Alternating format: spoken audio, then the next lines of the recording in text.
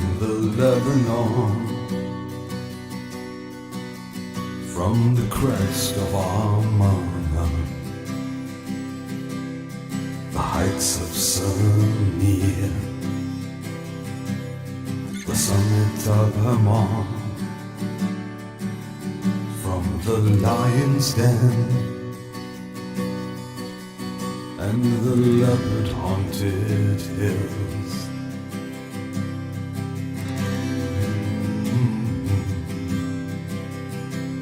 You've stolen my heart,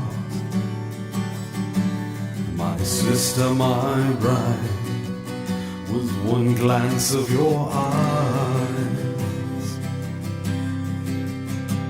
one jewel of your necklace.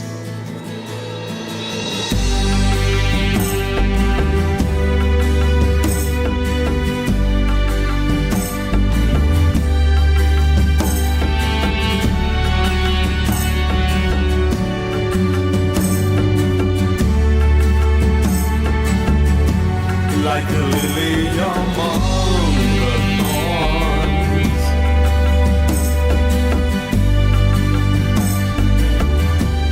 is my darling among the daughters.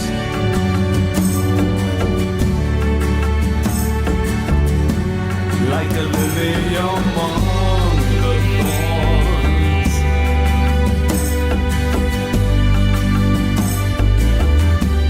is my darling among the others.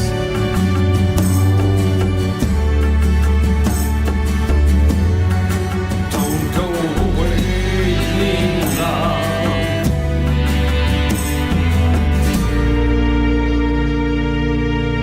till it wants to arise.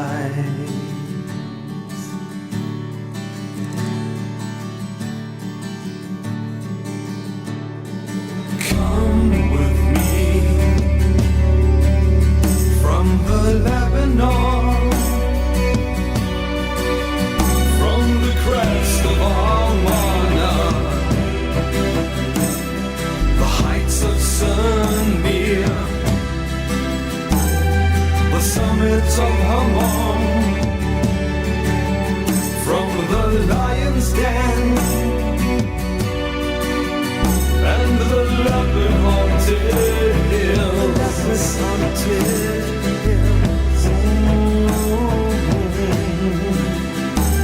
You've stolen my heart,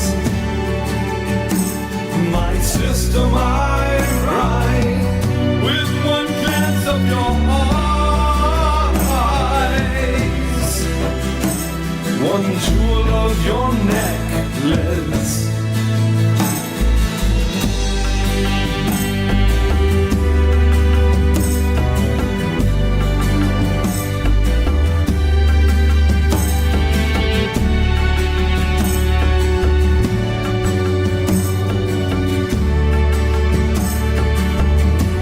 Like a lily among the thorns,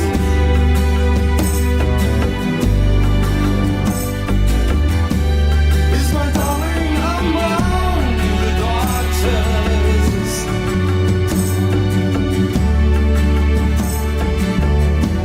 Like a lily among the thorns,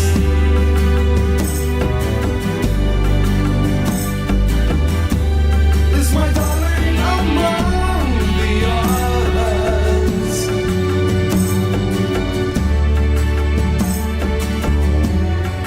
Don't go away now.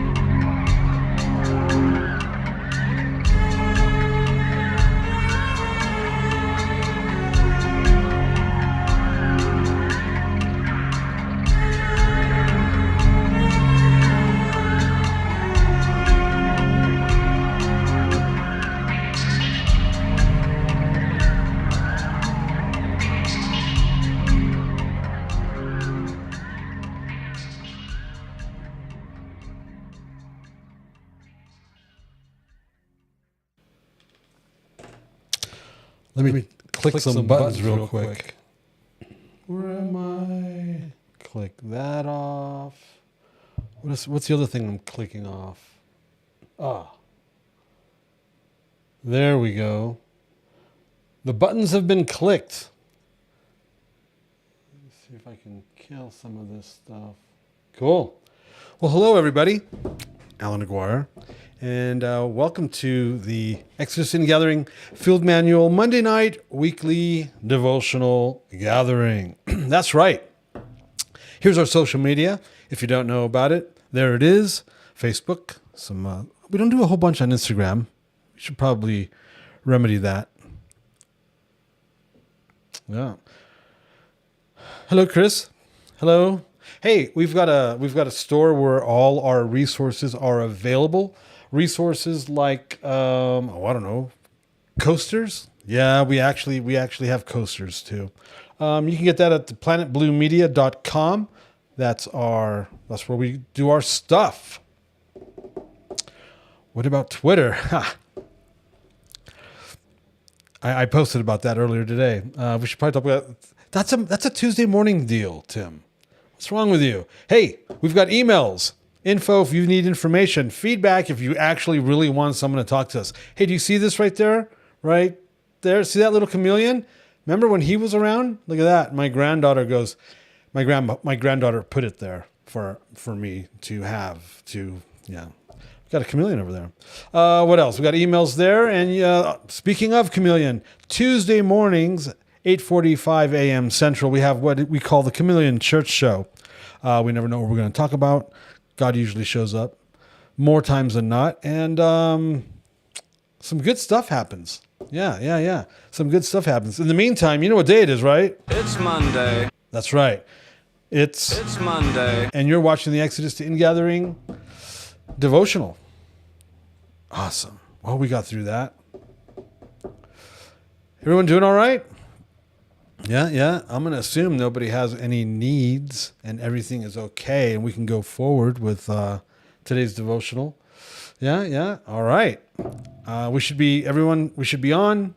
Good sound. Everybody's here. Everyone that's going to be here is here. Nice. All right. Week 24. Week 24 means I better finish the second one. I need to get back on that. And I think I'll do that next week. I'll just get back into writing mode. So by the time we're done with this one, we can have the next one shortly afterward. We should probably do that. All right. Let me see here. What are we doing? Week 24, the Zion of the Holy One of Israel. This is an interesting one because we're basically just reading scripture. I invited a bunch of people on Facebook. I'm not sure if they're going to show up or not. But if you're new, welcome. And the question was, how, as people of faith, you know what? I should probably just read it because I don't remember exactly what I wrote. Let's see here. I asked the question. Here we go. As people of faith, we are not to heed the bad report. And then I quoted Numbers. I quoted Numbers 14, which is kind of what we're talking about over at the Incorruptible 2-minute warning this week. If the Lord delights in us, there's the key. If the Lord delights in us. How do we get the Lord to delight in us? Well, that's what we're going to talk about. We actually can get him to delight in us. Now, if Adonai delights in us, he will bring us into this land and give it to us, a land that flows with milk and honey. Only do not rebel against the Lord. The opposite of rebellion is obedience. And do not fear the people of the land, for they are bread for us. The people in the land that this is referring to are the Nephilim. Their protection is removed from them, and the Lord is with us. Do not fear them. So how do we align ourselves with God's assurances? When the news is all about food shortages, I'm talking about like today, food shortages, higher gas prices, rumors of war, on and on and on. So I said, well, come on over and join us tonight. And we will talk to you about, we'll discuss how do we align ourselves with the Holy One of Israel in the midst of all this turbulence and what's happening in the world. And Let's find out. Okay, we're going to go to Isaiah 60. That's where we're going to begin. And it says here, they shall call you the city of the Lord, the Zion of the Holy One of Israel. We're going to start off with the first fruits offering, a paraphrase of Deuteronomy 26, 1 through 11. This occurred last Saturday night. So 48 hours ago, we were observing first fruits. First fruits is also the resurrection of Messiah. Jesus rose on first fruits. And so we're going to go through that real quick here. So this is one of the most beautiful things we do as a community, and this is what we will be doing at Shavuot. If you read we should probably plug that right? We got about one more week before the registration is cut off. Alyssa, if you don't mind putting up the link, don't forget the S on the HTTP. The link we're about to share with you is how you can register for our Shavuot Pentecost Holy Spirit Conference, June 9th through 12th. And May 6th, coming Friday, I think. Is it this next Friday? No, in 2 weeks, right? Just a little less than 2 weeks. Registration for the conference and registration for your hotel room is going to be ended. But this is in that page in the link we're about to send you, we explain the Shavuot first fruits thing we're going to be doing. And this is actually it right here. We're actually talking about it right now. All right, here we go. This is one of the most beautiful things we do as a community. There is nothing like making covenant and declarations with and for the brethren. And this is how it starts here. When you enter the territory Father God has set aside for you, you will take it and possess it. Then take the first share, the first fruits of everything you produce, of everything you make in your new territory. Put it in a basket and take it to the place where he has told you to worship, with whom he has told you to worship. Tell your pastor, your spiritual covering, your spiritual authority, today I declare to Adonai, my God, that I possess the territory he has given me, my prophetic inheritance that I was promised. Your leader, your pastor, will then take the basket from you and place it in front of the altar. You will have the following conversation with God as he listens to you. Our spiritual ancestor Jacob was a wandering Aramean. He went to Egypt with a few people, lived there, and became a great nation. They were treated badly in Egypt, made to suffer as slaves. We cried out to Adonai, the God of our people, and he didn't have a deaf ear towards us, but heard our voice. He didn't have a blind eye towards us, but saw our suffering under the heavy yoke of the Egyptians. Adonai raised his mighty hand and extended his expansive arm of deliverance, bringing us out of Egypt with great and terrible supernatural signs and wonders. It was miraculous. He brought us here and gave us this territory, a land flowing with his goodness and provision like milk and honey.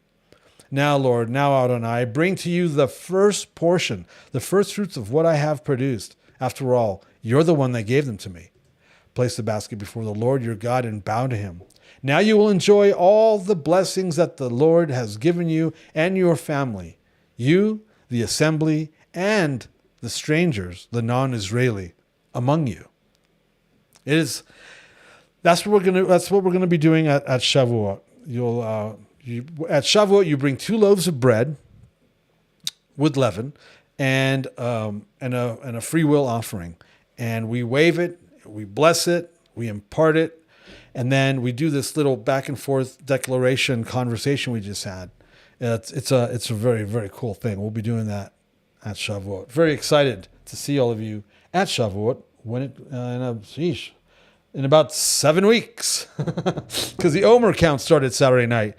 So today is day 2 of the Omer. So at dinner tonight, day 3 will begin, and we do that for 7 straight Sabbaths for 7 weeks. And on the 50th day, we'll all be together for Pentecost, for Shavuot. All right.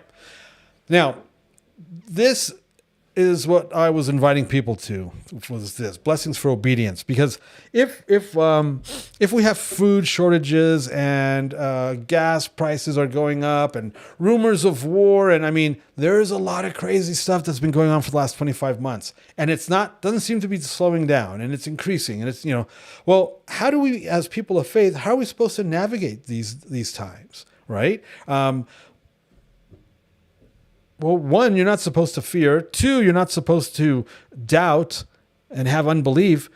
what are we supposed to do? Well, we're supposed to align with what God's word says, with what your Bible says you're supposed to do in order to prosper and to be blessed. And that's what we're going to read right now. Deuteronomy 28, 1 through 14. Man, this is exciting stuff. We've tested it. I mean, this is just, God's word doesn't come back void, right? We all believe that his word doesn't come back void. That's basic Christianity. We believe that if you ask him for bread, he's not going to give you stone. And if you ask him for fish, he's not going to give you a snake. So then what's the problem? Well, a lot of people believe those things. Remember, we've talked about that. They believe them in a theoretical way, not an actual, tangible, I walk in the Spirit sort of way. There's the key. Two things. You got to walk in the Spirit, and then what we're going to read here. Okay? Now, everyone's heard about the prosperity gospel. Ooh, the prosperity gospel is bad. No, it's not. The prosperity gospel is God's gospel. This is the gospel of prosperity right here. Obedience. Right? So besides walking in the Spirit, you have to walk in obedience. Obedience is everything. Disobedience is rebellion. Rebellion is witchcraft. Witchcraft is godlessness. Let's go to this next slide. Check this out. Here we are. What does it say? It says, and if you faithfully obey the voice of the Lord your God. Wow. That's going to eliminate the majority of people because they're not faithfully obeying the voice of the Lord their God. So if you call yourself a Christian, if you call yourself a believer in Jesus, you need to understand that if you faithfully obey the voice of the Lord your God, being careful to do all his commandments that I commanded you today, the Lord your God will set you high above all the nations of the earth, and all these blessings shall come upon you and overtake you. How would you like to be overtaken by God's blessing? Well, you can if you obey the voice of the Lord your God. See, rules of engagement. Do you live in the city? You will be blessed. Live in the country? You will be blessed. Your children will be blessed. Your crops, even your young livestock will be blessed. And your bread baskets and bread pans will be blessed too. It doesn't matter where you go. You will be, that's right, blessed. When enemies come against you, God will help you win that fight. Look, whether it's in the workplace, in an alley, in a supermarket, they'll come from one direction and they'll run away in 7 directions. Your barns will be blessed with plenty, grain, produce, that raise at work, that promotion, food from God himself. Everything you do in the territory he gave you, he will bless you. Remember, we are reading a paraphrase of Deuteronomy 28. Go check it for yourself if you don't believe me. Where are we? Deuteronomy 28, verses 1 through 14. All right? I'm going to repeat this and Proverbs says this too. Remember, Jesus said he came to give life what? Sparingly? To give life more sparingly. That's what Jesus said. No, he did not. He said he came to give life more abundantly. And if you're lacking in that abundant life, it's because you're probably not in obedience. Now, your barns will be blessed with plenty, grain, produce, food from God himself. Everything you do in the territory he gave you, he will bless you. Adonai has set you apart, separated you from everyone else to make you his holy people. Do you see? You should be writing these words down, these action words. Set apart, separated, holy. He swore against himself that he would do that if you keep his commandments, rules of engagement. See, it's predicated on your obedience. If you are obedient and live exactly as he instructed you to live, and it's always for your good. Everyone else, your neighbors, strangers, will see that you belong to him and want the life you have. He'll give you more than you need. You'll have lots of children. Even your livestock will have lots of children. You'll also have the best crops. All of this is promised to you in the territory he promised you, your prophetic inheritance, a promise he made to your spiritual fathers. He will open up the storehouses of his riches in heaven for you. What does that sound like? right? He will send rain on your land at the right time. He will bless everything you do. You will be the lender, not the borrower. He will make you leaders, not the followers. Pay attention to this instruction of his that I'm telling you right now. Be vigilant to obey and follow these instructions. Then you'll always be on top and never on the bottom. Please, don't ignore what I'm saying. Stay the course and don't waver left and right. And don't follow other gods, anything that can be considered idolatry, and that includes your attitude. Only worship him. See, we don't have to worry about higher gas prices, wars and rumors of wars, food shortages, supply chain issues. Israel was in the desert for 40 years with no 7-Eleven, no supermarket, no nothing. And what does it say? Your shoes didn't wear out. I fed you. You had water.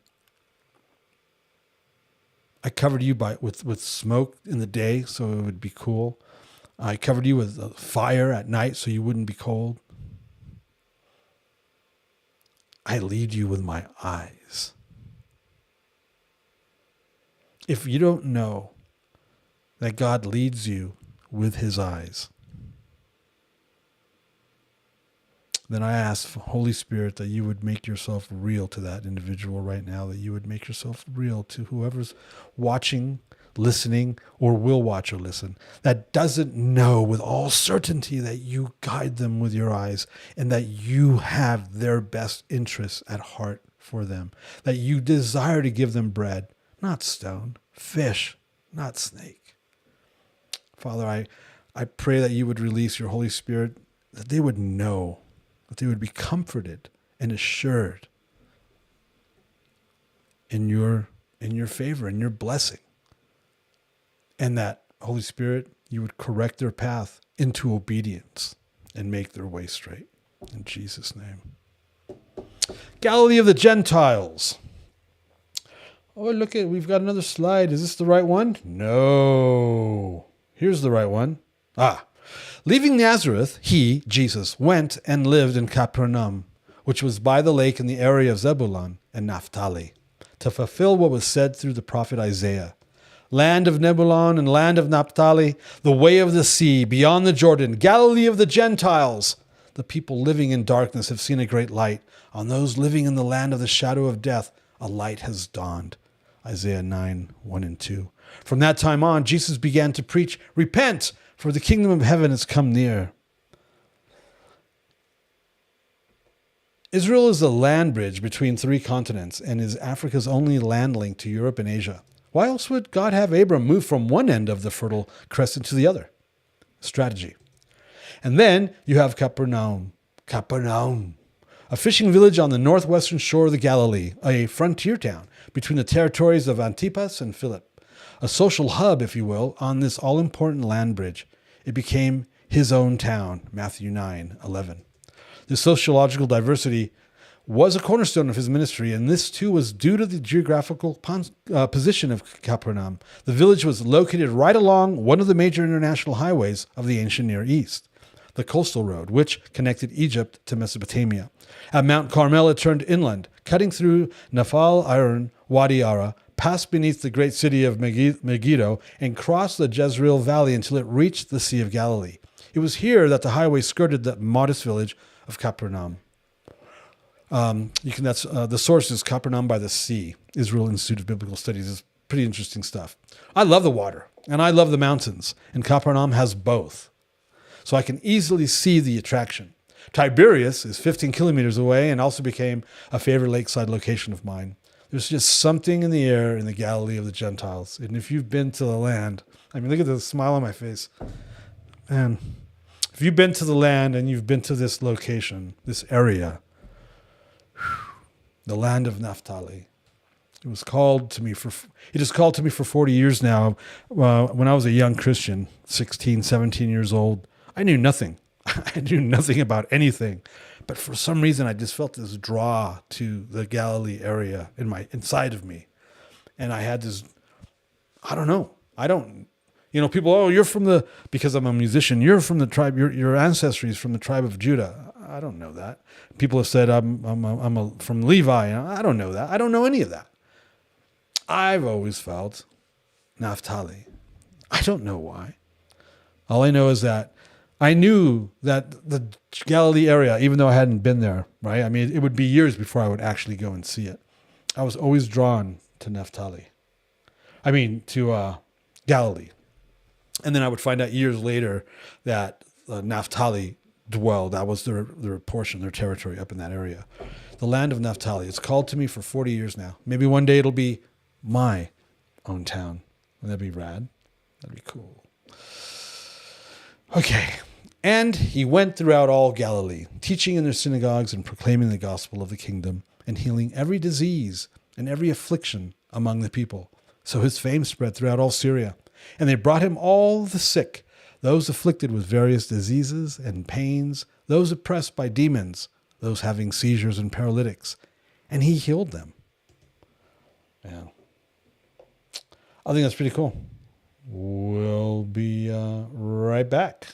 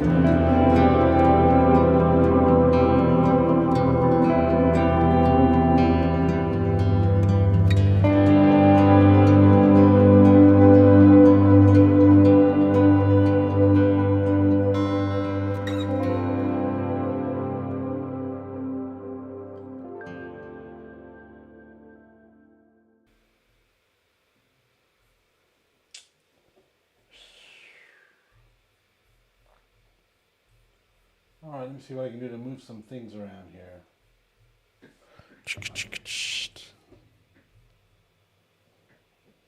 Gallery mode. Oh, I got to turn on my camera over here before Alyssa starts yelling at me. Somebody was asking me who that music was. That's a very good friend of mine named Jeremy Yoder. He put out a 4-song EP a couple years ago under the name something about diamonds. What's that called? I don't know. I did the artwork for it too. Oh man, what's it called? Anyway, that's what that music is. All These Diamonds. All These Diamonds? I think so. Here, let me check. All These Diamonds, yes. Jeremy Yoder under the name All These Diamonds. 4-song EP of instrumental worship music. That's what you just heard. Good stuff. It's a friend of mine. Known him a long time. All right, I've been asked what happened to my eye. See that? I had a run-in with a very large fly fishing on Friday. So normally the flies we fish with are really, really tiny. Well, on Friday, we went to a lake, my son and I with some friends, and we threw bigger flies with really big hooks. And I made a really stupid newbie amateur move. And as soon as I made the move, I went, oh no. And here it was, smack. and it just stayed there inside my face, and it was barbed. Yeah. And I had to, and I sat, I'm like, oh my gosh. I mean, I literally just got on the water. It started snowing. It was, we got dumped by snow. It was tons of snow. Anyway. You should have just left it in there and called it a piercing. Yeah, you think you're cool or something. Who is that? Who is that? Who do you think it is? I'm going to smack Sorry. you, man. What's wrong with you? Yeah. So, yeah, call it a piercing. So I was gathering my line and climbing up the embankment. The line was getting stuck in the brush. And my son's going, stop, don't move. You're going to quit walking around with that line. If you trip on it, you're just going to rip it. And I'm like, no, I've got a good hold on it. And I did. What I was trying to do was I was trying to get to the mirror in the car to see how bad it was. I just didn't want my son to rip it out or my friend to rip it. He was like, let's take a picture. He should have taken a picture. I mean, I had a stinking hook inside my face. So I got to the mirror and I saw how bad it was. And I was like, man, look at how close it got. Too close. That's too close to my eyeball. That could have blinded me. I mean, it was a sharp hook, brand new fly. And so I just had to pop it out. My dad did that fishing once right into the back of his head. They just gave him a shot of whiskey and pulled it out. Yeah. I'd rather have it on the back of my head. That's easy to happen on the back. I'd rather have it on the back of my head than that close to my eye. Oh my gosh, no way. Than my face, let alone that close to my eye. But it's good. It's just a cut. Oh man. But I had to and we're out in the field. I mean, we have no cell phone foot service. I mean, it would have been a crazy hour drive to the hospital if I had gotten it in my eye. So, I had Neosporin with me, which is good, but we're, hand sanitizer to disinfect it. But that's what happened to my eye. I've had an interesting last 5 or 6 weeks, haven't I? March was brutal. Well, the allergies and stuff. Yeah. I don't know what's going on, but yeah, that's what happened to my eye. Someone says, I'll have a cool scar there. Like, I need a cool scar. I don't need a cool scar. I got enough scars in here. So, hey, if you're new, sorry. We're just real people over here. We're not trying to be, I can be religious if you want. Do you want me to be religious? I can do that too. No. Cynthia's like, no, please. This is called gallery mode. This is when it's your time, obviously, and I'm still talking. This is your time to talk. This is your time to share testimonies, praise reports, questions, Q&A, whatever. Because you know what? It's Monday. That's right. You guys can hear that, right? It's Monday. Oh, yeah. All right. It's on you. No pressure. Hey, thanks for being here. I'm hoping you guys had a great Saturday night. How many of you were able to join us Saturday night for the prayer? Awesome. Yeah, we were really blessed to be able to pray for you guys and wave sheaf offering and all that. That was cool. Had a good time. Then I took my wife out to dinner and we ate 11. Well, I did. She didn't even eat any 11, and we started the Omer count. Woohoo! Oh, there's Doug. Look he's on fire. Doug's on fire. Hasn't he been coming in and out all night, hasn't he? What's wrong with you, Doug? Don't answer that. Please don't answer that. All right. Hey, it's good to see all y'all. Hey, don't forget Shavuot conference. You got 2 weeks to register. We're very excited about this little gathering, little get together. It's going to be fun. And an altitude issue, a question about altitude came up the other day. It'll be about 4,000 plus feet, lower than where I am. Just drink a lot of water and you'll be fine. We'll have plenty of water. We know how to deal with all you lowlanders. I'll wear my kilt. I'm going to do that. I'm going to wear my kilt just for that. All right, I'm done talking. I got to stop talking here. I was going to say, do we get money back for that?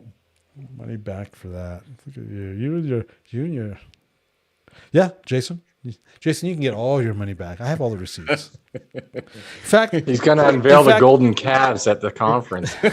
Golden. I got to show off the golden calves. Oh my gosh, you actually just said that. No, Jason, I have all the. Jason, I'd like to give you back all your money. Call it a day. Wait a second. I think there's some strings attached, like not being able to attend with that, right? Oh my gosh. No, you still have to show up. Oh, okay. Well, that's fine. Oh my gosh. You guys are so bad.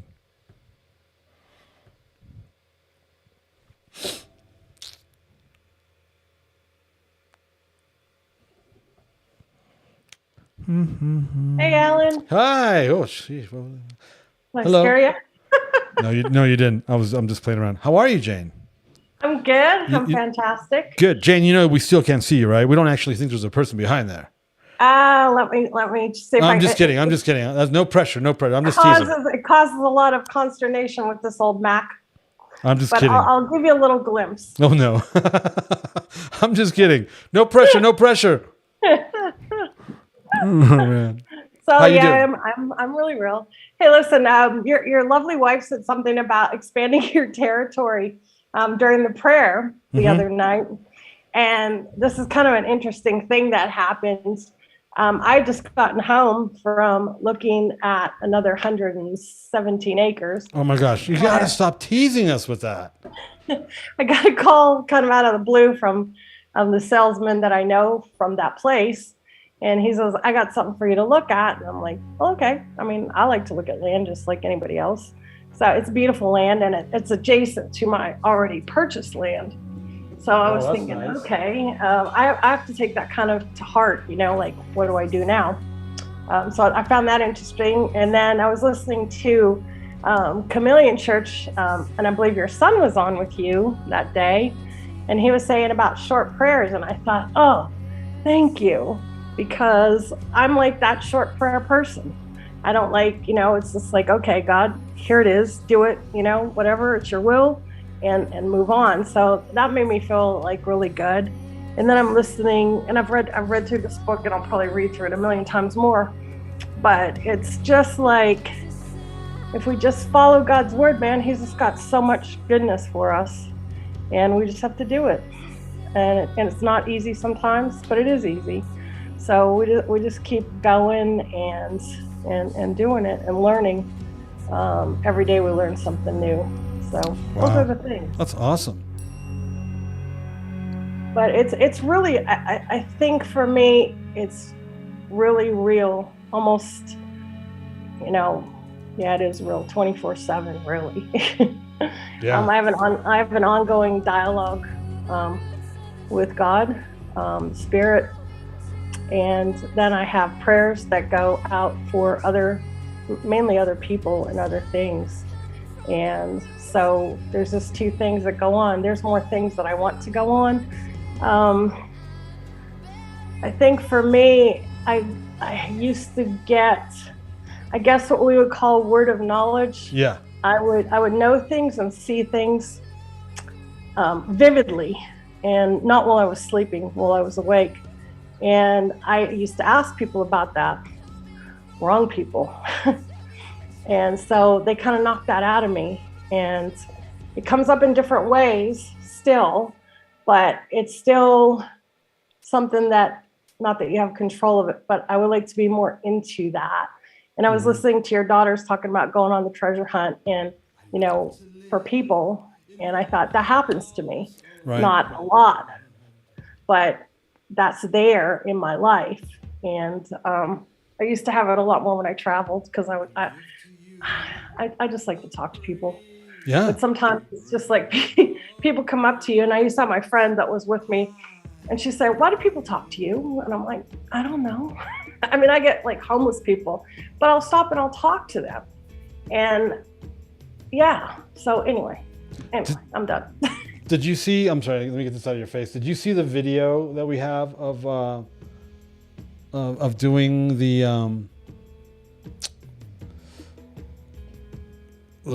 treasure hunts? Yes? No? No, I did not see that. I'm going to go off video because this causes a lot. Yeah, go ahead. problems. Go off video. Okay. Well, let's if you don't mind putting that link up for the treasure hunt video, that'd be great for people. Cool. Thanks for sharing. So, 117 acres adjacent to the land you presently have. Yes. What are you gonna do with all that? What are you gonna do with all that land? Oh, I mean, what are we doing with all that land? Are we having a music festival or a feast gathering? What's going on? I'm just teasing. Don't feel pressure to answer. I don't know. I just thought it was very, interesting that. And it's in that Tennessee, all- right?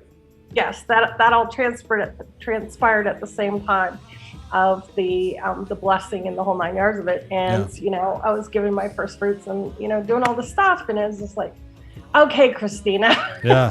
Because sometimes a couple times that your wife has been on, it's like her mind and my mind, the spirit, they like go in the same kind of path, and I'm like, okay. Yeah. So anyway. Well, But I don't really know. That's the thing. I mean, there's a lot of, on the piece of land that I presently own, I've got to get rid of hogs. But there's a lot we of. can do that. We know how to do that. That would be great because they just make me crazy. There's a lot of deer. There's a lot of turkey. I've got coyote, bobcat. Oh my gosh. Tim, you know what I'm thinking of we should be doing, right? Go down there and get some. Get rid of some feral hogs. Yeah. Kill ourselves some turkey dinner while we're out there. Heck So yeah. that's what's on that. Now I don't know on the 117, and also I have a lot of water because I have a huge giant waterfall that comes down into a creek.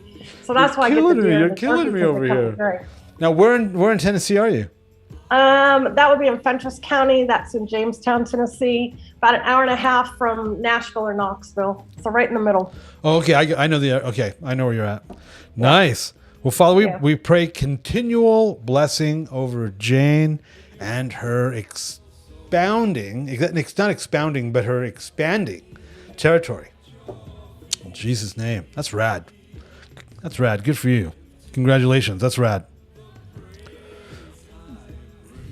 Thank you. If you know my wife, if you know my wife, you know that she's, prophetic. So I said prophetic, not pathetic. Yeah, so there you go. Very cool. Good stuff.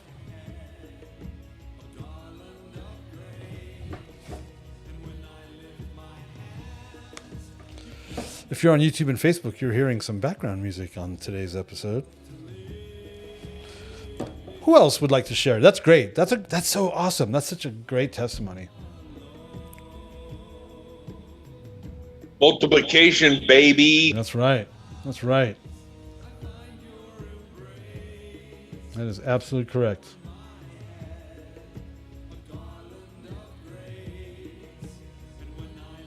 Hey. Hey. I need to turn my phone off, but anyway, my computer wasn't working. Hang on just a second. Somebody else can talk. Somebody else can talk?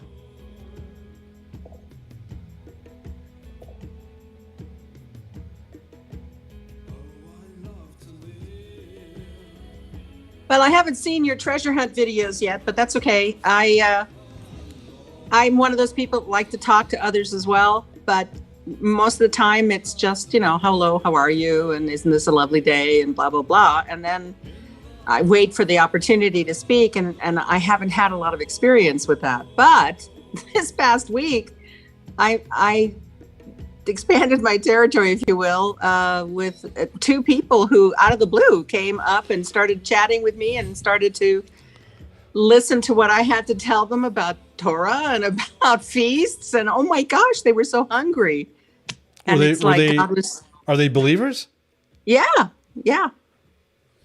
Cool. So it started out with a conversation about Easter, and then it took off from there. I went, okay, so the brief, that second where you just let something pass through your brain. Okay, I'm just going to talk about, we're going to get together with family and let it go at that.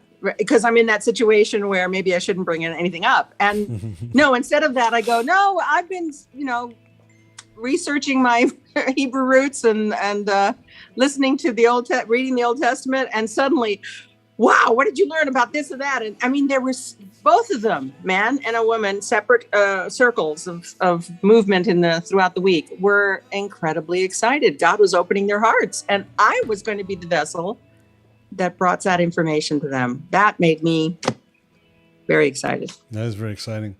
Do you see the link for the treasure hunt? Yes, Okay. I will take a look at it. Please do. It's very encouraging.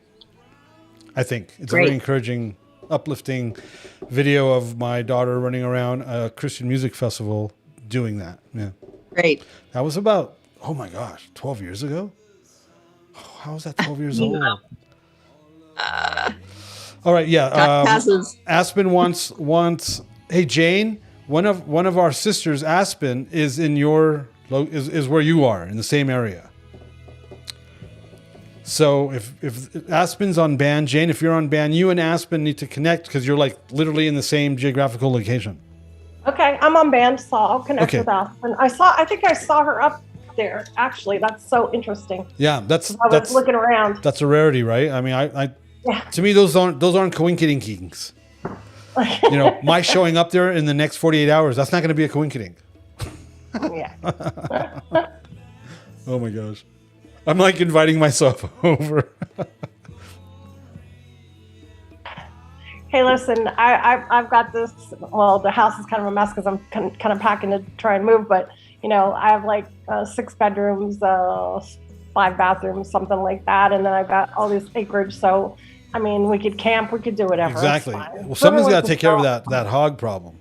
I mean, yeah, exactly. There's 12. There's 12 that I know of up there. Look at me and And one Tim. of Tim them- and I are just like going, Come Bring on, bring it on! I'm telling you, just let me know you're coming. that'd be so I even much have a fun. tent actually. That'd be so much fun. Did you hear that, Tim? Hogs and coyotes. Yeah, I haven't seen more than one coyote, but I know there's more. And we also have a black bear trolling around the place, but I have not seen him either. That's multiple calibers, Tim. Oh my gosh. Oh my gosh. We've just turned into a hunting show. Oh my gosh, that's hilarious. All right, I'm We sorry. could shoot a pilot. Let's get back on track. What's that? We could shoot a pilot. Oh my gosh, right? So Purging while the you're in the unclean. desert, crossing the desert, trying to get to your prophetic inheritance. Oh my gosh. I'm just sorry. That's fun. How funny. All right, back to what we were talking about. What were we talking How you going? I know that Cynthia and I were talking about, and you were talking earlier about, I guess, expanding territory. And I look at territory in the kingdom, of course, as people, not as land. God doesn't, that's the way I see it. Because I'm thinking it's all going to burn and God's going to create whatever he wants to create when he's done. And the only thing that he's really interested in is souls. He can expand somebody's territory. He can do what he's doing with Jane and going, I can give you more land in a blink of an eye. He can, throw manna out from heaven. I keep asking him to throw one of those little bricks out from heaven. If it's paved in gold, then he can just, if he stubs his toe, he can just toss it over. But, so that's how easy it is for God. He's got a storehouse there. But I look at kingdom, in the kingdom, territory is people, because that's what the enemy's after. I see the enemy uses stuff as the sparkly things to get people hooked in the world, to bring them in, to get the souls. That's all the enemy uses it for. The enemy is still after the souls, just like God's after souls. And yesterday we had, because today is actually the 26th for us, it's Tuesday for us, the 25th is Anzac Day in Australia, which is a bit like the old Veterans Day. Yeah. And that is what I consider one of the 3 top evangelist days in our nation. That's what I call them. It's Evangelism Day, because there is a large wad of people in one section. And I have a site I go to, just a basic Christian site, they're still eating pork and stuff, but they make really, really good tracks, and they make a Anzac track. And I went out and I do what I do, and I just went out there and hit the pavement. I pray on the way out, I pray on the way back, and I got about 1,200 people that I got. And I do what I call hit and run evangelism, because I've had encounters with the police, even though I've checked, can I do this, can I do that? Yes. If somebody gets narky, the police will come out and they'll they'll say whatever they want to say, and they shut you down. So I do as I said, I call hit and run evangelism, and I get in there, and I could have hit, and I got about 1,200, I'm estimating, with the tracks that I had and the tracks that I handed out and things like that. And it just warms my heart, and I pray for them afterwards. I pray before I go there that God prepares their hearts and minds, that I get to do that, and that the people will be there and everything will go well. And then I pray for the people afterwards and for a few days afterwards. And that's my, and then I get the occasions like Cynthia where you get to actually speak about things. And I've got a couple of windows of opportunity where you can get there and you can say something to people that know. So I've got some people that know that I keep Torah and things like that and think I'm, crazy for doing it, and that I'm legalistic and I've got a religious spirit and all these other things. But then you can sit there, and I had a chance to be able to speak to one of these people and just gush, because I get so much joy at handing. It is the most fun thing you can do. It is. I mean, if you want to have joy, grab a handful of the best kind of tracks. Living Waters is the best. They make the best tracks ever, and they're based in America. And go out there, hit the pavement, and start handing out some of their best tracks. I've got to tell you, you will be filled with joy. It does for me anyway. Absolute overflowing with joy when I do it. And you go out there, you do that, you come back on a high, and it's just wonderful. But I got to speak to this person who thinks I'm crazy because I keep the Torah about this thing as well, and just to be able to connect on a different way. And that's where I see what Cynthia and Jane were talking about as well. And even the hunting thing. I think there's an opportunity to be able to sit there and show people, hey, we're normal people. We like to hunt, or we like to do this, and we like to have land. And, this is not against the fathers. He's saying, I will bless you. I will expand you. I will pour into you when you pour into my kingdom. When you do what I tell you to do, don't leave a stone unturned. But when you were talking as well, it reminded me of John, was it 6? I think it was in maybe 66 or something, where he turns around and he says some hard words to people, and most of them walked away from him. Yeah. And that's where I see it. I look at that thing, I go, well, it's going to get hard, and it's going to get to the pointy end of it. And when you get to the pointy end, people are going to go, oh, no thanks. Yeah. The Lance Wallnau mentioned a few years ago, he used the term micro church. And it was regarding what you just said: hunting, fishing, soccer. Just the various things that, because see, people are very, what's the word? Tribal. They're very boxed in. I'm sorry. Are they boxed into a kind of a narrative, a way they see it? Well, they're into cliques, not cliques, but groups. They're very, they gather in various things. That's why there's like various music scenes. There's various scenes. Humans are very, they're like that. They like interacting with their own kind. What's the word for that? Clannish. Yeah, clannish. Yeah. Clannish.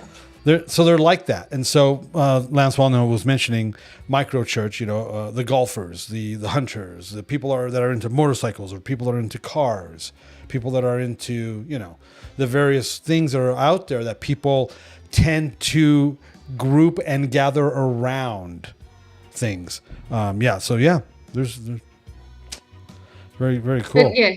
But like Jane, I'll go and speak to anybody, because I did some prison ministry for about 3 or 4 years, and and so here I am talking to people, and most of the time I tried not to know what their background and why they were there, because some of it wasn't really very nice at all. And that gets in the way otherwise, and because you start thinking about that and going, oh my goodness, but before then you can witness to them, you can give them the gospel, you can do all these things, and I just sit there and think, I'd rather not know. I'm just going to give them the gospel and do the thing and do my job and be part of the kingdom the way I'm meant to. Right. But I look at that and I just think, for me, that's just wonderful. And but I just see that as part of, the sowing the seed is part of doing that, where God will then, and my blessing wasn't a tangible thing. My blessing was the joy. And that, I think, is something that maybe people stumble over as well. I'll make you the head, not the tail.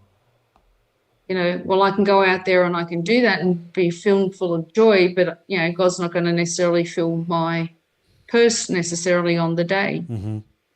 Yeah. Yeah.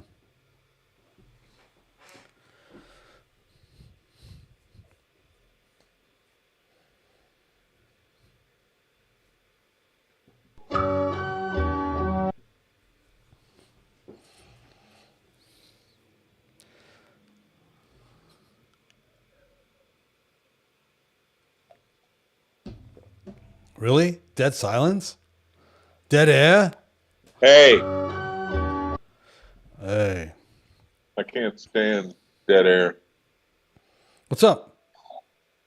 I don't know. I'm excited about all of it. I agree with Allison, and I think what Jane's saying is really exciting too. It's just God's expansion. It's just it's amazing, and at the same time not. And I don't mean it's not amazing, but what I'm trying to say is, since God created time, His timing is so incredibly perfect. Why should I be surprised?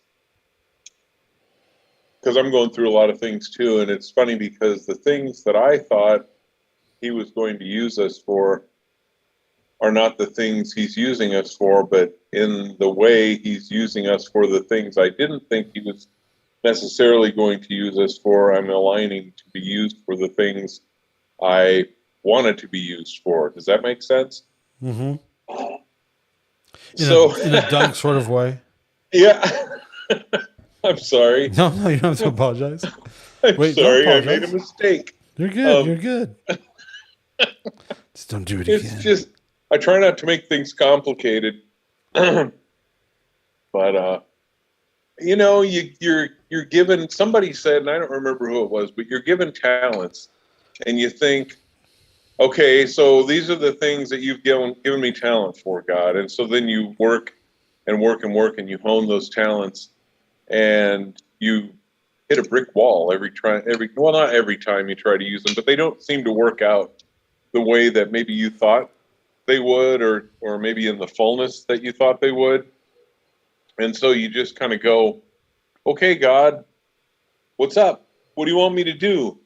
And then he starts doing all this stuff, And then on the sidelines, he's doing these things with what you thought you were going to be using. And those don't end up being the priority, but he's working these things out without you even knowing. Yeah. Which is, again, it's amazing, and it's not, because why should I be amazed? Because he is amazing. I'm just blown away every day. I've been doing this thing where for a long time now, where I think I told you guys, I got my wife on board several years ago, and so we read through the Bible together, and every morning I think we did like 3 chapters or whatever, so we went through it in a year. And then I kept saying, no pressure, but I really want you to get baptized. And so she got baptized in a running brook like 3 weeks ago, I think.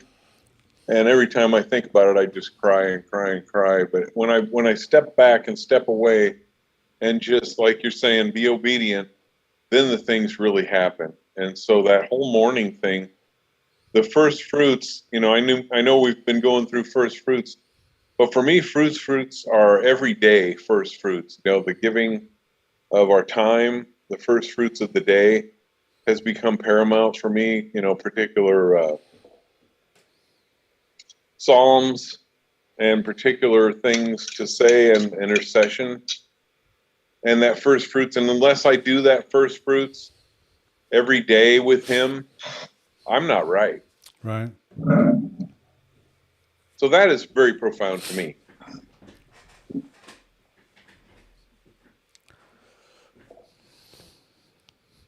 Yeah.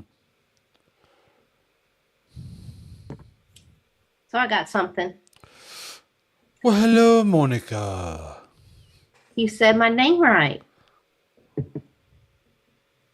All right. So last Friday, I was doing my commissary, and there's 2 bars. So I happened to go through one, went to the other one, and you could see them. Well, one of the guys that's in that one of the cells just came out and says, Sabbath's on Saturday, not on Sunday. And I looked at him and I was like, what? So we ended up having a big conversation. There was 1, 2, 3, 4. There was 5 inmates that actually stopped, listened to what I was saying to them about I'm learning all this. And then we got onto the Roman Catholic and started talking about that. But this week I'm going to go down because I couldn't get, once I go to a run, I leave it, I don't go back. But I could see him. So this week I'm going to go in there and I'm going to see. He has some kind of booklet. I have no clue where he got it from, but that's where he's learning. And I'm like, wow, this is the first inmate that's talking about Sabbath being on a Saturday. Oh, wow. So hopefully everything's going to start working out. Just telling people, hopefully I can get it through the whole jail. So that was something. I've been reading the Matthew 28. So I'm thinking that has a connection there. Cool. So we'll see. It's good. Always looking for those opportunities. Yes, sir. Yeah, that's good. Very cool. Thanks for sharing, Monica. You're welcome. What's with that new camera angle, Jason? You got a multi. And my computer needs to reboot, so my virtual camera stuff isn't working right now. So I had to shut it down so everything wasn't absolutely distorted. Wow. The perils of technology. I could give you a tour, but I don't know that anybody's interested. So what do you have to share with us, Jason? Well, I underlined something last time around with this chapter. Back on page, what is now 194, Blessings for Obedience, and the paraphrase from Deuteronomy 28. Obedience is everything. Disobedience is rebellion. Rebellion is witchcraft. Witchcraft is godlessness. And if you faithfully obey the voice of the Lord your God, being careful to do all his commandments that I command you today, then that's what unlocks the rest of it. And I think that I'll use maybe not a well-placed analogy, but thinking about a car engine when all the cylinders aren't firing. How long have we settled for poorly firing engines? Or if we would be at the level of obedience that we could fire off on all cylinders, it's less effort, less strain, and more productive just from the nature of how he has set this up.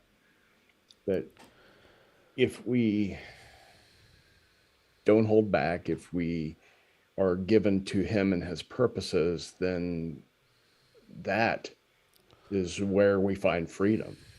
Even though more stuff may be going on, we may be doing more, we may be obligated to more, but it's where his freedom is.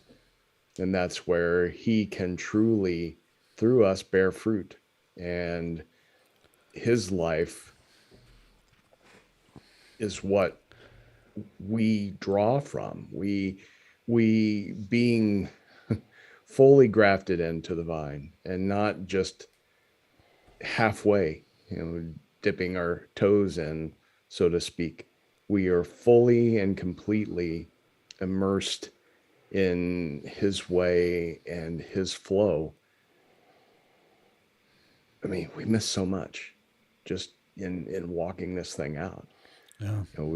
I keep coming back to how badly we've been robbed and given, a partial, at best, understanding of what he desires for us. Yeah. And how he desires us to live and to move and have our being. That little thing there. What's really bizarre, we've talked about this at length, but had a conversation about it again today. These things that we're discussing, these things that we're writing about, these things that you're reading about, these things that we discussed that are not only are they in the Word, but they're imperative for our maturity, our growth, our understanding, and our relationship with Father God through His Holy Spirit. These things are so far removed from the majority that they think we're a cult. They think that what we talk about and how we talk about it and the things that we emphasize as important, as relational, as covenant, as obedience, they are so far removed from these things that we hold dear and true, that you're learning to appreciate and understand, and that that learning and understanding is bringing you to a reality, to a realization, a revelation that, oh, God actually has a system devised in the Word that He wants me to be a part of and to follow and to walk out, that is going to bring me closer to His on earth as it is in heaven. And it's just so bizarre that it is so foreign to the majority that they think we're a cult. The same thing happened with Jesus. Jesus showed up and said, "Oh, this is what my Father actually intended. This is what the Word actually says." And they're like, "Well, you've got it wrong." So as far as the masses were concerned, what Jesus was trying to do and teach and reveal to them they were so distant from it, they were so far removed from it, that they killed Him for it. And then what happened? Right? Then the disciples picked it up and ran with it, and they were considered and branded a sect, a cult. Paul says in Acts 22, I think it is, I'm a believer of the way, a sect of Judaism. It was considered a sect, which is a negative term, not a positive term. And they were being killed for it. They were being persecuted for it. They were being hunted down for it. When the smoke cleared, the nation of Israel wasn't in the upper room. This is the only reason why they exist. The only reason why God took two Gentiles and changed their DNA and marked their DNA and created a race unto Himself called the Hebrew people was so that they would usher in Messiah for the rest of us. And when this ended, and when it was all said and done, the nation of Israel was in Jerusalem, but they were not in the upper room, and they were so far removed from what was happening with the 120 that it is astounding, shocking, and absolutely terrifying. I know there's people here who have spouses that aren't on board with what we're talking about, who have children that are not on board with what we're talking about, that have pastors that are not on board with what we're talking about, that have friends and family that are not on board with what we're talking about. It's scary to them because they don't understand it. They don't see the value in it. They don't see the reasoning behind it. They don't have the eyes, like Jesus, like it says when He's quoting Isaiah. They don't have the eyes to see or the ears to hear. They're literally not one. They're not a part of us, and it is so. It's freaky weird, man. And as we go forward, we're only in week 24. We're barely halfway through. And it gets, I mean, correct me if I'm wrong, Tim and Jason and Alyssa, those that have already done this, Ryan, it gets even hairier, doesn't it? Doesn't it get a little bit thicker, a little bit more? Absolutely. It'd be a good idea to pop popcorn before each session Monday nights. No, but back to the previous moment.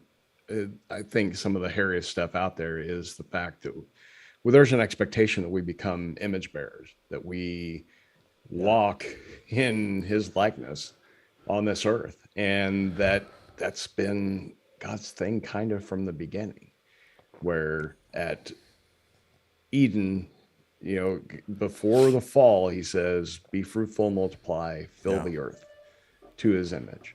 He says that to Noah, except not with the subdue part, which obviously speaks of the authority that Christ would return to capture. And I believe the third iteration of that is go and make disciples. Yeah. That's the same call that we work to produce his image bearers on this earth. And that's our mission. It's not to hole up in our little corner, hiding under the covers to keep away from the potential things that are going on, but it's to keep our eyes on him and not to turn left or right, but to stay focused.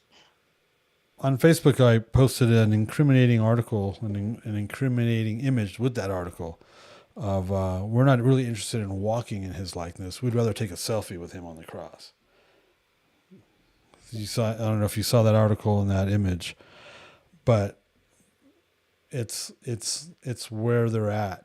And here's the thing: it's not a new concept. I'm only interested in my faith being as deep as a selfie with Jesus on the cross. It's an accessory. That's not a new thing. That's been around. I mean, that's why the epistles were written. That's why there's a New Testament, because this stuff was going on from the very beginning. This stuff was going on when Jesus was alive. Jesus, Master, they're preaching about you, and they're not part of us. He's like, leave it alone.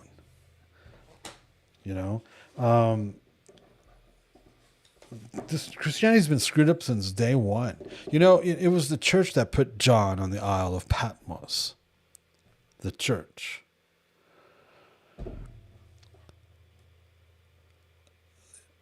It's first they boiled him in oil, didn't they? No, John, I think just ended up just dying on the island. I'm not sure if he was actually boiled, was he? Oh, I thought he got boiled before. I was going to ask you about that. Possibly. I don't know. I don't remember my Fox's Book He of didn't Martyrs. die from that. Right. Right, okay. but he got boiled, then they sent him to the island, I think. There you Anyway, go. I was See, that's so screwed up. How many times did they beat the crap out of Paul and he's like left for dead in the street? I mean, how many times did he actually die and we don't know about it? And then he came back. I mean, it's like... freaking brutal stuff, man. This isn't for the faint of heart. If you do this thing right, it'll get you killed. I've been saying that for decades. Yeah, his list of things that they did to him. Yeah. That's just, I was stoned once. I'm like, yeah. It's not fun, man. They didn't stop. Until you were dead. Clearly dead. Yeah. So that being the case, I think we have Simon the sorcerer. I want the gift of the Holy Spirit and I'll pay you for it. And they're like, man, that is so demonic. You better pray. And he's like, pray for me. He never prayed. They instructed him to pray for himself and he said, pray for me. I see that a more of that going on than anything else. They're not necessarily asking to pay for the gift, but they treat it with that type of same attitude. It's a very witchcrafty, demonic thing. If you don't know that there's witchcraft in Christianity, then you're really ignorant to what's really going on out there. There's a lot of strange fire, more than I can even. Well, many prayer meetings are. Oh my gosh. Because here's the subtle difference, and this is what I thought of when I was reading this week. It all starts with an offering. And that's really the heart of worship, is you bringing an offering, whether it be a wave sheaf offering, Cain and Abel, all the way on. The core of worship is what we will offer and what we will give. The subtle leaven there is the people who, instead of operating out of an offering heart, operate out of a getting heart. And I think that's where prayer can become sorcery and witchcraft. Yeah. It's just a way to divine things that you want. It's not so much about offering worship to the Father. It's about filling my barns with his storehouses. And then they wonder why they're not blessed.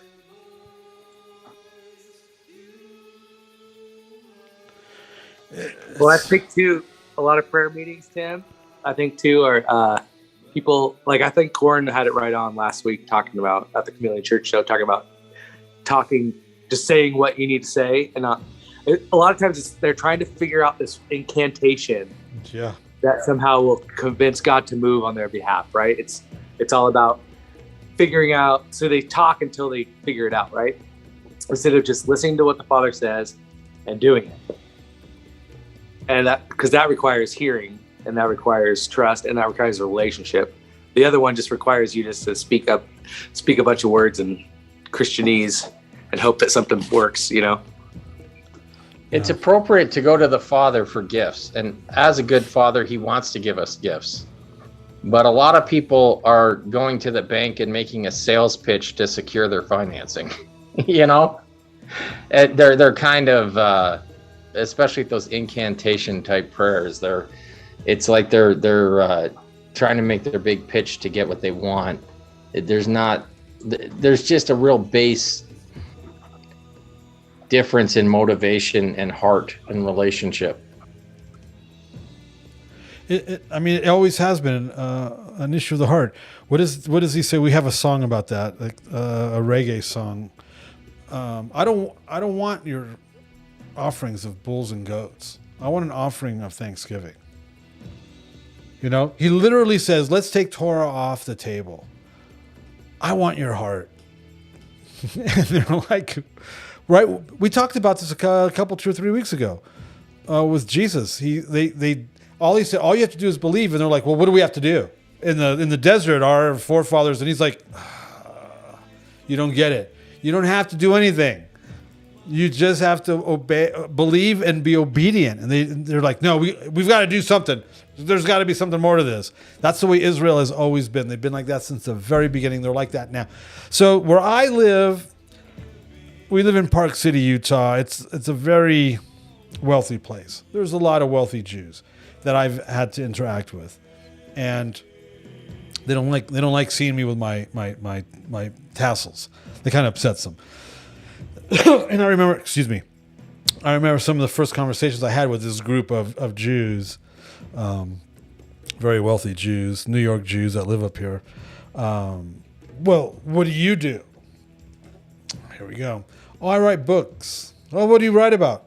Theology and doctrine. I write about how the King of the universe, how Elohim, the King of the universe.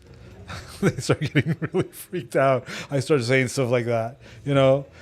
I write about how the King of the universe loves us so much, and how he just wants to have, you know, relationship with us. What do you know about, you know? And they started getting, it's like, because they went to yeshiva, you know, we were raised with this. Who are you? You know, what do you know about our God? I'm like, I love your God. I'm all about your God, and I'm all about his Messiah. What are you talking about, Messiah? And they just get so irate with me. So they don't like me. Let me just put it that way. Forget about respect and honor. They have a hard time with me, and the wives are always like, "Stop it," because the husbands are always trying to get, you know, my face. And they're old Jews. They're like 20 years older than I am, you know. But it's like, and I just want to sit there and say, you don't even believe this stuff. When was the last time you did Shabbat? When was the last time you actually broke a loaf of challah? When was the last time you literally had Shabbat? I mean, you don't even keep the feast. At most, you'll maybe do Passover, and that's just because, you know how some Christians just do Christmas and Easter. You know, Jews do Passover and Rosh Hashanah. It's the same difference. It's like, you don't even believe this stuff, you know. But it's the same. This is the way they've always been. They've always been like that. They're arrogant in their disobedience, and that is the worst spirit out there. And Christians have it. I can't tell you how many Christians I know that are arrogant in their disobedience. And I'm just like, man, you know, if we were in a regular street fight, man, I really need to punch you in the throat, because it's like, it's that type of arrogance in your. Do you want to know what really upset God? Do you want to know why God did what he did? Do you know why Numbers 14, you know why God did what he did and said what he said in Numbers 13 and 14? It's because he was so sick and tired of their arrogance when it came to their disobedience. And he was like, you know what? I'm done. I'm just going to kill y'all. I'm going to kill all y'all. There was nothing there to work with. That's why he called them rabble. That's why he called them stiff-necked. There was nothing there to work with. And so what happens, we see in Judges, after, Joshua's already, they're in the land, God just goes, you know what? I'm so done with you guys. I am no longer going to protect you from the Nephilim. I'm going to let the Nephilim come in and beat the crap out of you. And that's the way it's been since. I'm gonna let you kill our prophets. I'm gonna let you kill my prophets. You're gonna see plagues, and you're gonna be beat up. You're gonna be mistreated by your enemies because you're not even gonna do that right. You're not gonna even expel them like I tell you. On and on and on and on and on. I'm gonna destroy the temple and put you into Babylon. God did that, and then He brings them back. They kill His son. I'm gonna destroy the temple again, and I'm gonna have Rome come in and totally mess up your cart, where you're gonna be dispersed. You will no longer have a land for 2,000 years. It's like, if you don't understand yet that we're just like Israel, you're not listening, or you don't have ears to hear. So, in that same way, if you're still listening and watching and you've never been here before, all He's requiring and asking of us is our obedience. How many of you saw Labyrinth, right? David Bowie, Jared, the Goblin King, looks at Sarah and goes, all you have to do is obey me. Same thing. That's all God is saying. I mean, Alan, you're equating David Bowie as Jareth, the Goblin King, to God? No, what I'm saying is it's the same dialogue, because the enemy does the same exact thing. The enemy is saying, all you have to do is obey me. Just love me and obey me, and I'll give you your dreams. I'll make your dreams come true. And you know how many humans line up for that? All day long. I'm from Hollywood. I was in the entertainment industry. I can sit here and tell you stories of watching humans line up for that. I see it in church. See, because I have that vantage point, I can look at the church and go, oh, look, they're doing the same thing. Same exact thing. Same spirit. Different. How many of you watched The Devil's Advocate? The whole movie is about the devil trying to get Keanu Reeves, right? Oh, I'm going to entice him with this. And then at the very end, Keanu Reeves kills the devil, right? And he wins. And so what happens? He shows up and he goes, oh, I'm going to attack him this time from this angle. Same thing, different angle. If I know your weaknesses and you have more than one, I'm gonna come at you at all of them. What our job is to go whoosh, wax on. Whoosh, you can't even see it if you're on here. Whoosh, wax on, whoosh, wax on. Depending on which way it's coming, which way which way the dart is coming from, and what kind of dart it is at this time. Our job is to whoosh, whoosh, no. And so if you walk in obedience, He'll bless you, He'll protect you. You won't have want or need. You'll have food. You'll have a place to sleep. I mean, that's the prosperity gospel. You know why Christians hate Joel Osteen and the prosperity gospel? One, Joel Osteen doesn't even preach the prosperity gospel. Have you even listened to Joel Osteen? I don't think so. I've listened to him I've got so many Joel Osteen hours under my belt, and I've never once heard him say anything that I don't say. He just says it better. He's just better at this than I am. But my point is, the prosperity gospel isn't demonic. The prosperity, you know why Christians don't like the prosperity gospel? Because of its premise. Obey me and I'll bless you. There it is. Same problem we had in the garden. Obey me. They don't want to obey. They don't obey. Watch Chameleon Church tomorrow morning. Chris is going to show up with some very interesting stuff that he experienced at his own church on Sunday morning with a guest speaker. Here's the premise. Do you know why we can eat bacon other than just because it tastes good? Because Jesus did away with the law. You have to sit through that. I'm like, I would have stood up and said, excuse me. Oh, I've done it. I've done it before. I've stood up in church and gone, excuse me. And my wife just like, oh no. Because I'm gonna term a new one. You're gonna subject me to a doctrine of demons? Oh no. I'm gonna come at you, right? It's Gandalf. That you shall not pass. I've got the spiritual authority in this house at this point. You're showing up with demon doctrines? I'm armed with the truth. I know my Bible. Mr. Guest Speaker Pastor Guy, you obviously don't. See, it's like, I don't need your help. I can trigger myself. Thank you very much. It's Monday.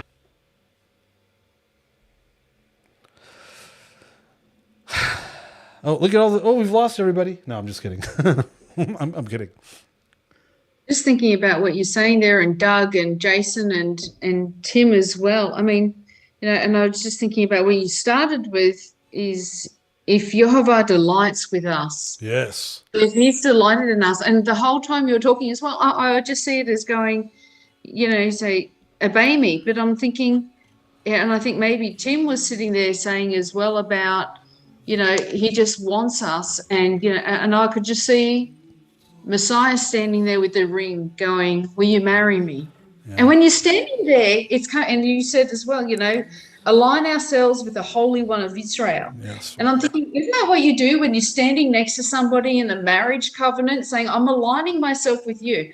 And it broke my heart a bit when Doug was speaking as well, and Jason about, and I think Doug's picture is just awesome because it just shows, because, the Bible speaks about, if you're in the refining pot, it's for silver. If you're in the fire, it's for gold. So, Doug, if you're in the fire, it's for gold. And I just look at that and I just sit there and I think, we're only going to stand in the heat or bubble away and simmer in the pot and have rocks thrown at us and go through all of that if we love him. And that's where he's going to delight in us, not because he's, if we've got a spouse and we're having rocks thrown at us and we're standing in the fire because we love them so much, they're not sitting there going, that they didn't put my socks together right. And I think that's the enemy that'll nitpick at us when we're doing it all. He'll sit there and go, did you see how you didn't quite get that? Whereas our bridegroom is standing there going, they're standing in the fire for me. Yeah, they might be wilting, but they grafted themselves into me. Nobody likes them. They've been kicked out of yet another congregation, but they delight in me. They messed up here a little bit, but I'm not looking at that. I'm looking at the fact that they're standing there in my feast days when their family doesn't want to have anything to do with them. And that's that thing where we're standing there going, that's my betrothed. That's my beloved. And I'm not going to get it right all the time, but I love him enough to sit there and weep over the fact that somebody else has come into alignment. The person that I love and on this earth is here. And that's what I hear when you're there. You're standing there, up there saying, don't you, when you're standing there going, you doctrine of demons, I just see that righteous indignation for your beloved standing there saying, don't you misrepresent my Messiah. Amen. Because I love him more than I love this congregation. I love him more than anything else and what you think of me. And I sit there and I think people can point their finger at any one of us. But we're standing there going, I accept that ring. I want to be betrothed to my beloved. And the enemy, I just, it breaks my heart though when I hear people saying, I found him in this. Well, that's good. You recognize it. God's not sitting there pounding you and making you feel bad because you've done it, but his Holy Spirit's going, hey, and he pick that up because we want that too. And the fact that you're going, oh my goodness, means that you love him so much that you want to do it. But that's why I say he delights. He delights in that. Yeah, he's going to keep putting you bubbling away in a pot or a furnace or picking this bit off or taking that speck off or polishing you here and there or putting you in the fire because he wants to get that gold out of you. But that's only because he already delights in you. Yeah. And we've chosen to align ourselves with the Holy One of Israel. Amen. Absolutely. I love that analogy. Yeshua holding the ring and saying, marry me. Thank you for that, Allison. And it's people who do the prayers of, they're trying to get it all right and they're trying to make it happen because they want things. It's different. When he says, marry me, he wants to give all of himself to us. That is the greatest gift ever. Not these things. Of course, he'll give us all those things if he delights in us, but it's because we obey because we love him. And that's why he blesses us. If I remember correctly, I think my daughter has a story or a vision or something about rings. Doesn't Shondell have something like some testimony about rings on his rings on his finger or something like that? If I remember correctly, she's not here, but I think yeah. But yeah, it's a great picture. Or being a flower in his garden. Yeah. I'm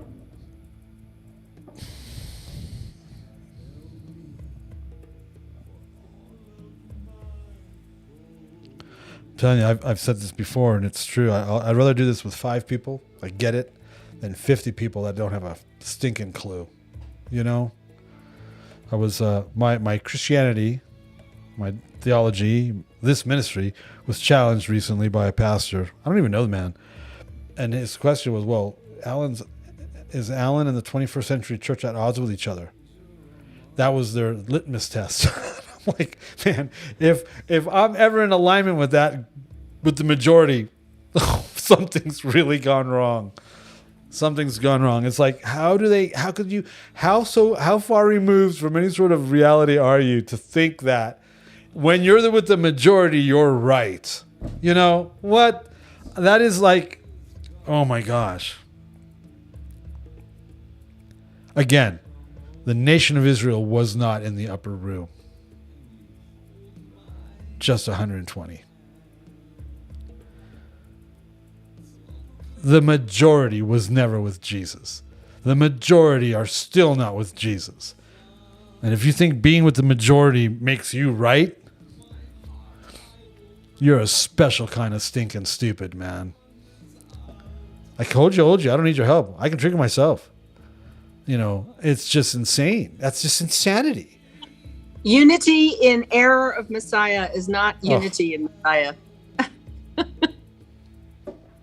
It's crazy. I am watching, and there's a couple of you in here that can attest to this because you were involved with the Christian music scene, or even as a listener or something. But you've been to the festivals, you know the bands. But I am watching so many of my peer group in the music industry, in the Christian music industry, they're just dropping like flies, man. And they're celebrated. They're celebrating people that are leaving Jesus. Yeah, it's like I told you, it's really gotten to me this week. Like, what's going on, the essential Timmy? problem is... What's going on, Timmy? Do you need a hug? Yeah, kind of. Yeah. Because I'm so tired of these guys that they really want to be Keith Richards when they should be wanting to be Keith Green. Oh, man. Good work. And I would just love someone who was as dedicated, even just as dedicated to being totally in love with Jesus as they are to being thought of as cool. Jeez. Good luck with that, man. 28 years old. Keith Green died at the age of 28.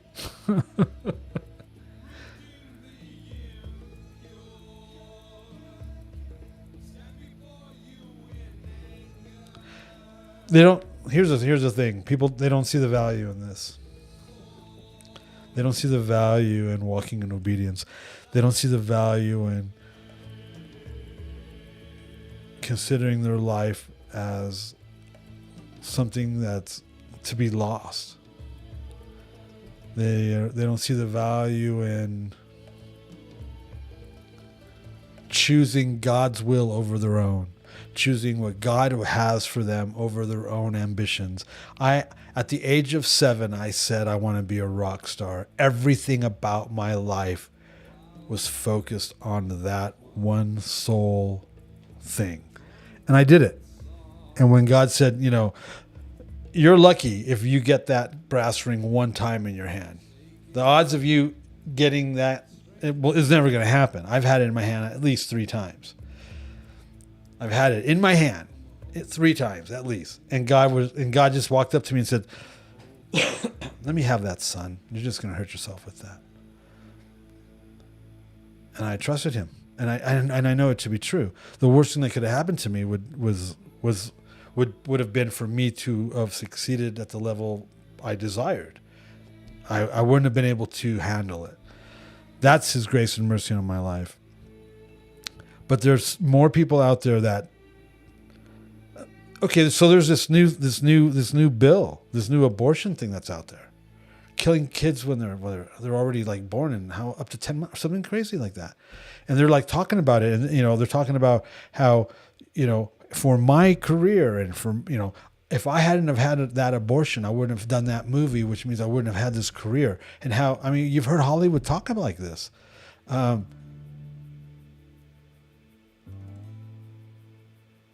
There's no fear of God. That's what it comes down to. If you don't fear God, then you don't see the value in obedience. If you don't fear God, you don't see the value in obeying him. If you don't fear God, there's no value in his will over your will. If you don't obey God, if you don't fear God, then there's no value in, why would I take up my cross on a daily basis, let alone even one time? If you don't feel God, if you don't fear God, you don't have there's no semblance of wisdom in your life, in the choices that you make, your life choices that you make. I can't tell you. Well, no, I can. The number of people that I know that are that call themselves Christians, that identify with Christianity. There you go. That's the terminology. They identify as Christian and don't fear God. So that means what they do and how they do it and how they go about their lives doesn't look like it. And then, and they get to a point. I can't tell you. Well, yeah, I can. How many times these people are like, I don't know what's happened, Alan. They come to me. What do? My marriage, my children, on and on and on. And I'm just like, what do you want me to do? I'm just going to tell you the same thing I told you 20 years ago. I'm just going to tell you the same thing I told you 10 years ago. I'm just going to tell you the same thing I told you 5 years ago. I'm just going to tell you the same exact thing I've always said. See, there is, at least as a public figure, at least you can say I'm consistent. You can read interviews from me from 1990, 1992, 94. I'm saying the same stuff. If you don't fear God, if you don't align yourself with his precepts and his principles, if you don't die to yourself and give your life to his Messiah, this doesn't work.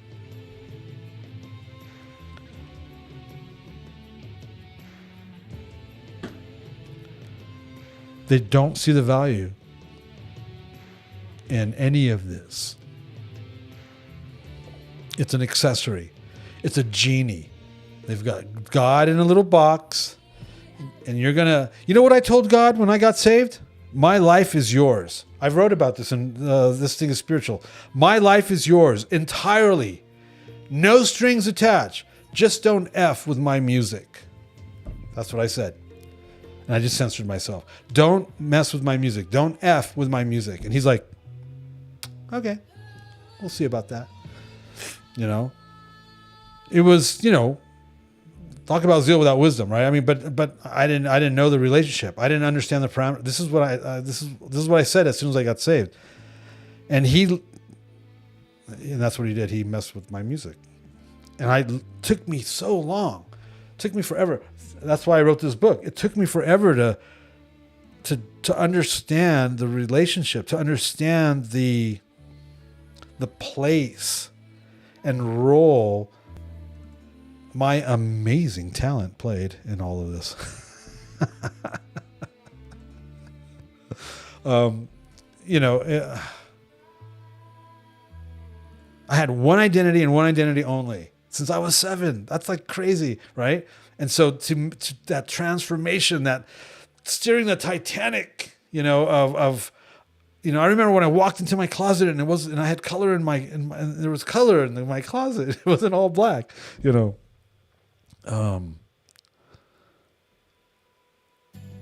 It's been a long journey. It's been a lot of work, but it's so worth it. It's stinking so worth it, And it's sad because I get to watch a lot of my friends just keep going and falling and getting further and further and further and further away. It's like, no, you know.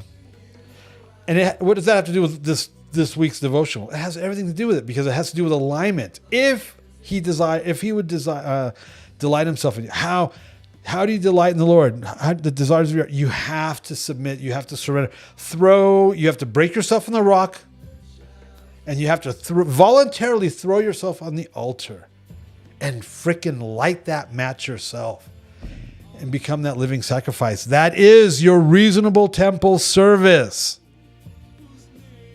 The Apostle Paul wrote that. I believe it. I'm astounded that I'm able to keep doing this. That someone is actually listening, someone's actually watching, someone's actually buying these books I'm writing. I'm amazed that God would still allow me to be involved with, we'll use the word ministry. I'm humbled by it. But I remember that one time we were on tour, Alyssa, back in like 2010. We had a tour bus. And some young band came up, man, I wish I had a tour bus. I go, well, are you willing to pay the cost? Well, how much did it cost? I'm like, I'm not talking about money, you little muppet. I'm not talking about money. It's so worth it, right? You sell everything you own and you buy that plot of land that has that precious pearl in it, that pearl of great price. You sell everything you have and you buy that plot of land that has that pearl of great price. You want blessing? You want to survive what's coming? Do you want to survive what's happening?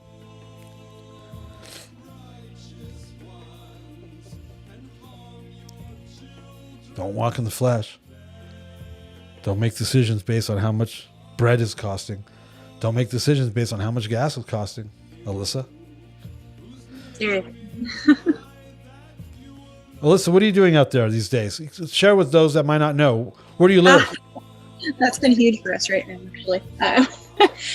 We live in an RV that gets like 7 or 8 miles to the gallon.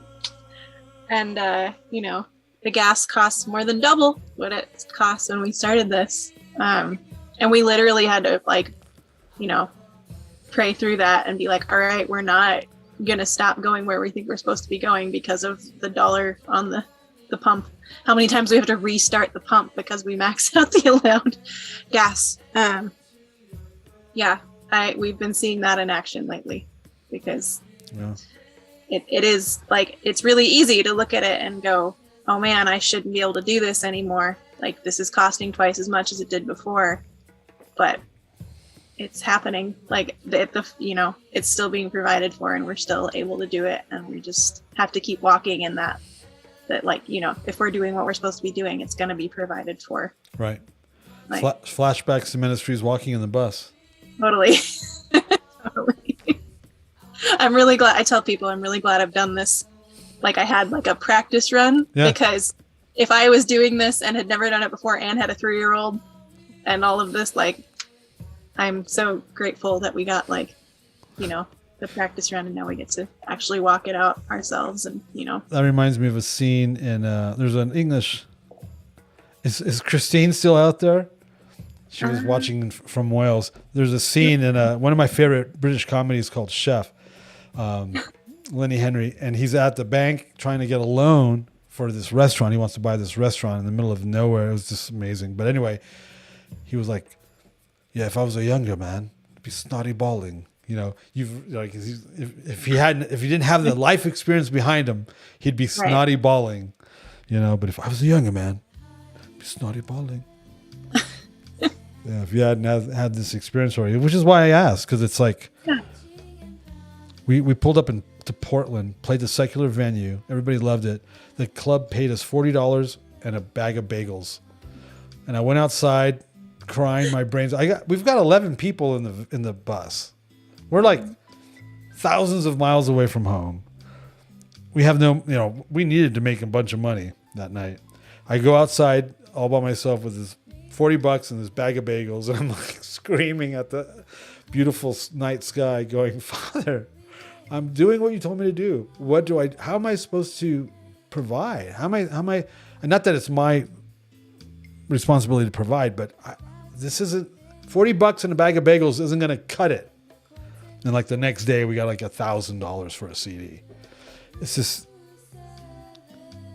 obedience. You have to know what your territory is. Number one. Two, you have to manage your territory, with the kingdom mentality, on earth as it is in heaven. Obedience, and then blessing comes. If you don't know what your territory is, you're gonna toss to and fro. You gotta know what your territory is. You gotta know what does that mean, territory? You have to know what it is that you're supposed to be doing, where you're supposed to do it, with who, and when. That's what territory means. Your who, what, when, and where. And then when you know your who, what, when, and where, you've got to work that territory, that land, kingdom, with the kingdom mentality. In the spirit, not the flesh. And when you're in that, right? And alignment, obedience. Don't fear, don't doubt, don't have unbelief. Don't make choices based on how many zeros you have in your bank account, right? The feeding of the 5,000, we've talked about that. Oh, how are we going to feed all these people? Jesus was punking Philip. Remember? The second time around, the 4,000. Oh, we don't have the money to pay for this. What do you have? Provide, make those resources available to the Father. What do you have? What resources do you have? Let him bless those. But he's going to ask you to do what he already told you to ask you to do. He's going to ask you again to do what he already told you. And but with all that, when all those pieces are in alignment, then what happens? Now you're working with the asa. Now you're working with the substance of creation. You're creating something out of nothing. That's the chameleon church. That's the chameleon ability to make something out of nothing. Deuteronomy 8:18. Why? For his glory, to advance his kingdom, so that all the world will know that there's an Elohim in Israel.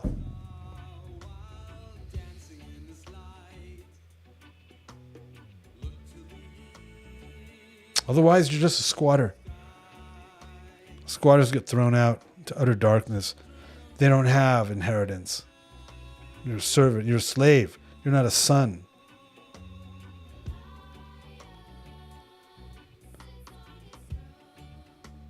Walking in incorruptible, incorruptible, that's the inheritance of sonship. You want to put on incorruptible? Sonship, Gilgal, circumcision.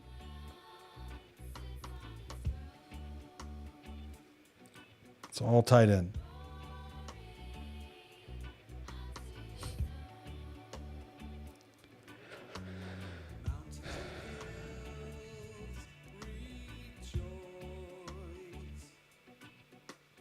It's right there. It literally is right there. All you have to do is reach out. All you have to do is reach out, touch faith. There's someone out there going, "Oh, you just ruined it for me." Thank God. Just kidding. Oh, it's hilarious. That's all you have to do is all you have to do is reach out and just go, there was a guy. And that we'll end it with this. There was a guy, loved them to pieces, had the hardest time submitting to God's will for his life. Still hasn't. I don't know. It's probably 1990, 2004. It's probably 2004, and my little artist development agency is blowing up, and we have like 8 employees, and I go this guy is like absolutely completely, and he's making money hand over fist right now in sports doing this very thing. But I go, look, dude, he was one of my agents. I'm like, look, I need for you. You're so good at, you're like amazing at this. I need you, instead of me paying you a commission, I need you to actually head up and lead this. I need for you to lead this part of this company. Like, I've already started the business. I'm giving you this business. I want you to run this business. And then you're going to pay me a percentage.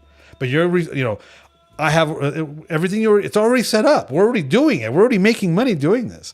So there's no investment on your half as far as money. You just run it. You run it. You lead it. You take it over. Blah blah blah. And then you pay me a percentage. And then you've got here's the staff. You've got an office. We've got a clientele base. All you have to do is run it. I'm too busy over here. I can't concentrate on this. I'm too busy over here. You do this. And he was like, oh, I'm like, dude, this is what you were born for. Just do it. What the heck is your problem? Why would you rather work for me and I pay you right? The fear, right? Fear. And I go, just take my hand. And he went to take my hand and he brought it back in and he said, no. And he turned around and ran. I didn't see him again for about, like literally, physically didn't see him again for like 5 years. He was so terrified. I go, just take my hand. Because he knew what that meant. Not only we're not just talking business. We're not just talking a company. It's a whole enchilada. He knows. If you know me, you know my enchilada, and you know how big my enchilada is. Oh my God. It's a full service enchilada. We're talking spirituality, finances, physical. It's all of that. It's like it's the physical and the spiritual all together. And he knew that. So he was terrified of that. He wasn't going to submit to that. And he literally retracted his hand and said no and ran. And I physically didn't see him for 5 years. Let's fast forward 5 years. I'm like, okay, Father, who do I call for this thing? Enchilada Grande. That's what Ryan just posted. Who am I going to call to be the drummer in this band? And he goes, call that guy. And I'm like, oh man, are you kidding me? And he goes, call him. Yes, sir. He answered the phone. He knew it was me, but he answered the phone. He wouldn't answer the phone for 5 years. He answered the phone. I'm like, I'm starting a new band. I have no idea what kind of music we're going to do. And I need for you to play. And he goes, okay, I'll be right over. And he came over to my office and he was there within half an hour. And I go, this is what the Lord's told me to do. This is how he's told me to do it. And he told me to call you. And he goes, I'm in. I love this man.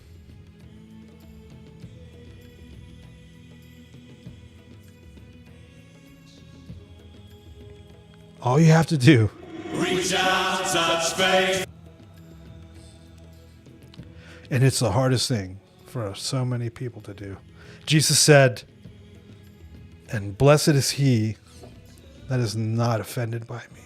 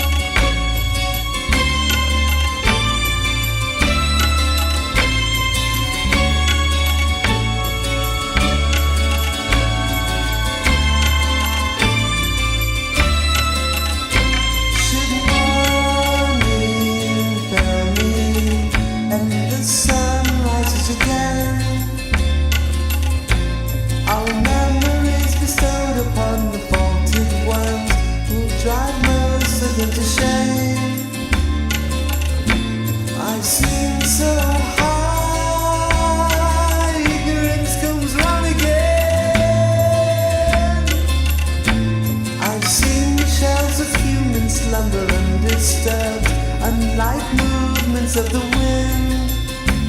Come Patmos.